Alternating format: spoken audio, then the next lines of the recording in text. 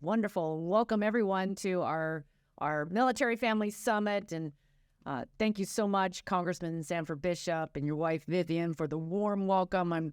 I'm grateful to serve in this role with you as co-chair of the Military Family Caucus, and our work on Capitol Hill has been inspired by all of the people that we meet, all of those who are serving, the military families and the sacrifices that you make. The mayor that was talking about sacrifice, love is sacrifice. And what you're doing day in and day out is the foundation of our nation. And we're grateful. We have a full house here today. This is good. And I'm grateful that I got here.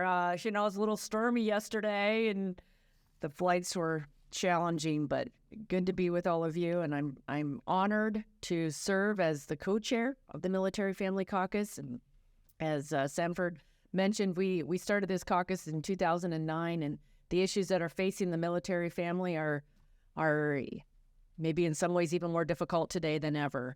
And it is it's a family that is so foundational. It is we have the strength of the military, the strength of our nation really starts with the family. So what we're doing here is very important. The military community holds a special place in my heart. As Sanford mentioned, my husband, Brian, spent 26 years in the Navy. Now, I met him after he was retired, and I was already elected to Congress. And we started having a family. And he was the one that so now we have 3 kids. And, his experience in the Navy and being deployed 5 times really informed how he viewed me being a mom and serving in Congress and, having babies. He's a stay-at-home dad now. Says it's harder than anything he did in the Navy. But, when I was grumbling about being away for a few days from the family, traveling back and forth, he said, from the very beginning, he said, Kathy, think about those military families. It's not just a few days. You're talking weeks, months, if not longer. So just appreciate your commitment, your example, your inspiration. And we're here today to do everything we can to just support our military family, to make sure that we're keeping our military families together as much as possible and helping you thrive. It's not easy, the job that you have. And I've often said that when someone joins the military, it's not just a job. It's a commitment, and it is a family commitment to our nation. So again, thanks for what you're doing. And it's really why it's helped inform the founding of the Congressional Military Family Caucus. And it is a bipartisan group of members on Capitol Hill that are committed to addressing these issues.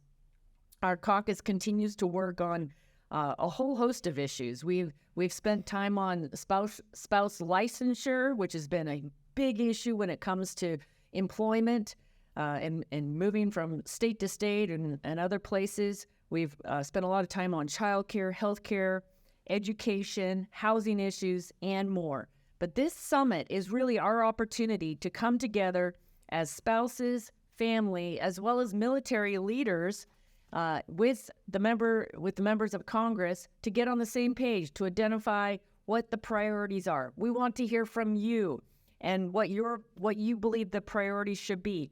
And it also gives you a chance to give you an update on what's happening in Congress.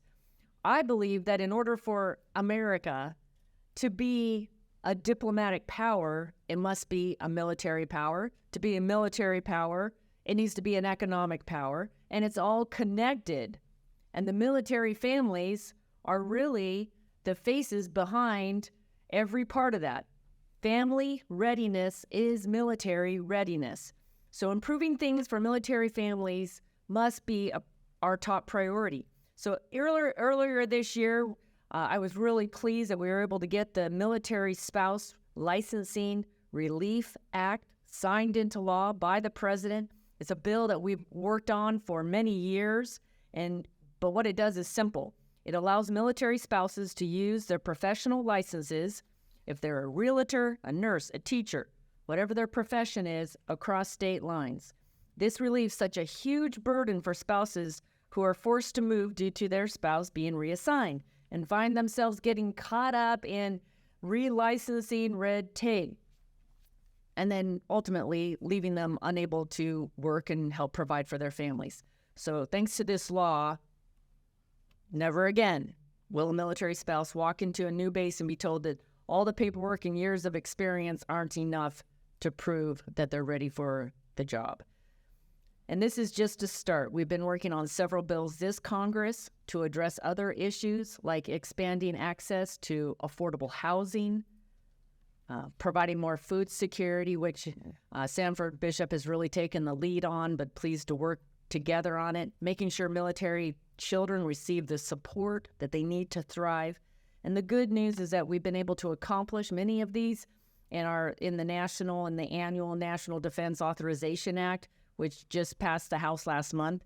And we're going to be going back after Labor Day, getting it finalized. But it does include a 5.2% pay raise for our service members. It's the largest in 20 years. Expanded basic needs allowance to assist low-income service members supporting a family. Additional reimbursements for military spouses to use for relicensing and other business costs that come when you're transferring from location to location. More affordable child care for military families provided by the Department of Defense. And there's more. But bottom line, we're just constantly on the lookout for new opportunities to help our military families. And I know that this summit is going to be helpful to informing those efforts.